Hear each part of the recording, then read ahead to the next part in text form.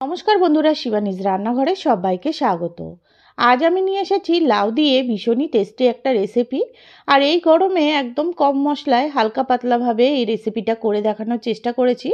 রেসিপিটা যদি ভালো লাগে অবশ্যই একটা লাইক করবেন। চলুন তাহলে রেসিপিটা দেখে নেওয়া যাক। এখানে আমি একটা বড় সাইজের আলু এভাবে ডুমু ডুমু করে কেটে নিয়েছি, আর লাউগুলোও একটু ডুমু করে কেটে নিয়েছি, এটা আপনারা দেখেই বুঝে যাবেন। আর এখানে নিয়েছি হাফ কাপ মতন ছোলার ডাল। আমি 2 থেকে 3 ঘন্টা একটু ভিজিয়ে রেখেছিলাম ডালটাকে। সেই ডালটাই এভাবে জল ঝরিয়ে নিয়েছি। ডালটাকে আমি কিন্তু সেদ্ধ করে নেব। আর এইদিকে গ্যাসের ওভেনে একটা কড়াই বসিয়ে দিলাম। কড়াইয়ের মধ্যে পরিমাণ মতন এখন সর্ষের তেল দিয়ে দিচ্ছি। তেলটা দিয়ে কিছুক্ষণ গরম করে নিয়েছিলাম। এরপরে কেটে রাখা আলুগুলো দিয়ে দিচ্ছি। এখানে আমি আলুগুলোকে আগে ভেজে নেব, তার জন্য আলুগুলোকে দিয়ে দিলাম। এরপরে এখানে দিয়ে দেবো হাফ টিস্পুন মতন নুন,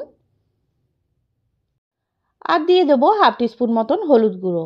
এবার নুন আর হলুদ গুঁড়োটাকে ভালো করে আলুর সঙ্গে একটা খুন্তির সাহায্যে এভাবে মিশিয়ে নিচ্ছি।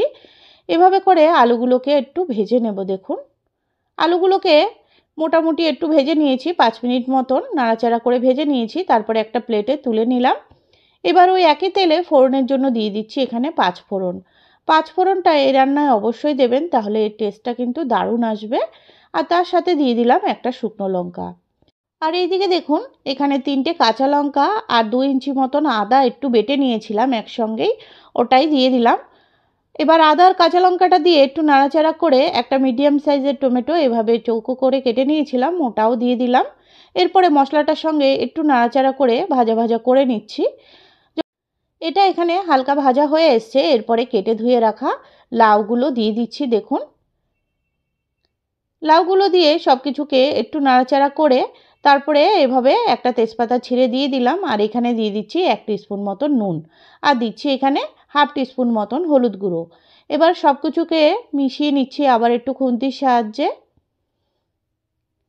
এভাবে নাড়াচাড়া করে তারপরে এখানে দিয়ে দেবো 1 চামচ মতন জিরের গুঁড়ো, আর দিচ্ছি হাফ টিস্পুনেরও কম একটু কাশ্মীরি রেড চিলি পাউডার, এটা আমি কালারের জন্য দিলাম। তারপরে আবার একটু নাড়াচাড়া করে দিচ্ছি। দেখুন, মশলাটা ভালো করে লাউটার সঙ্গে মিশিয়ে নিচ্ছি। এভাবে করে 2 থেকে 3 মিনিট একটু কষিয়ে নিয়েছি। তারপরে ভেজে রাখা আলুগুলো দিয়ে দিলাম। দেখুন, নাড়াচাড়া করে সব কিছুকে আবার কিছুক্ষণ কষিয়ে নিলাম। তারপরে এখানে ডালটা যে নিয়েছিলাম ওই ডালটা একটু সেদ্ধ করে নিয়েছি, ওই ডালটাই দিয়ে দিলাম। ডালটা আমি প্রায় 80% মতন সেদ্ধ করে নিয়েছি, ওই ডালটাই দিয়ে দিলাম। দেখুন, এভাবে ডালটা দিয়ে নাড়াচাড়া করে এখানে উষ্ণ গরম জল দিয়ে দিচ্ছি। আর এখানে কিন্তু অবশ্যই গরম জলটাই ব্যবহার করতে হবে, না হলে ঠান্ডা জল দিলে লাউগুলো একদম ছিটকে যাবে, সেদ্ধ হতে চাইবে না। জলটা দিয়ে নাড়াচাড়া করে এভাবে আমি 5 মিনিটের জন্য ঢেকে দিয়েছিলাম। 5 মিনিট পর ঢাকা খুলে দেখুন, লাউগুলো কিন্তু অনেকটাই সেদ্ধ হয়ে এসছে। আবার একটু নাড়াচাড়া করে আবার আমি 5 থেকে 6 মিনিটের জন্য রেখে দিলাম। আবার 5 থেকে 6 মিনিট পর ঢাকা খুলে দেখুন, এখন আলুটাও কিন্তু খুব সুন্দর সেদ্ধ হয়ে গেছে, আর লাউটা তো সেদ্ধ হয়েছেই। এরপরে এখানে দিয়ে দেবো 1 টেবিল চামচ মতন চিনি, আর দিয়ে দেবো এখানে হাফ টিস্পুন মতন ভাজা জিরের গুঁড়ো। এই দুটো জিনিস দেবেন নামানোর আগে, ভীষণই টেস্টি হয়।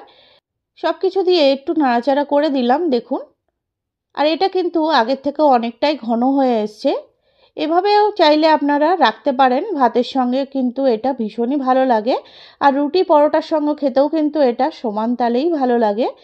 রেসিপিটা যদি ভালো লেগে থাকে প্লিজ চ্যানেলটিকে সাবস্ক্রাইব করার অনুরোধ রইল, আর যারা সাবস্ক্রাইব করে রেখেছেন তাদেরকে অসংখ্য ধন্যবাদ। আজ তবে এটুকুই, আবার অন্য কোনো দিন অন্য কোনো রেসিপির সঙ্গে হাজির হব।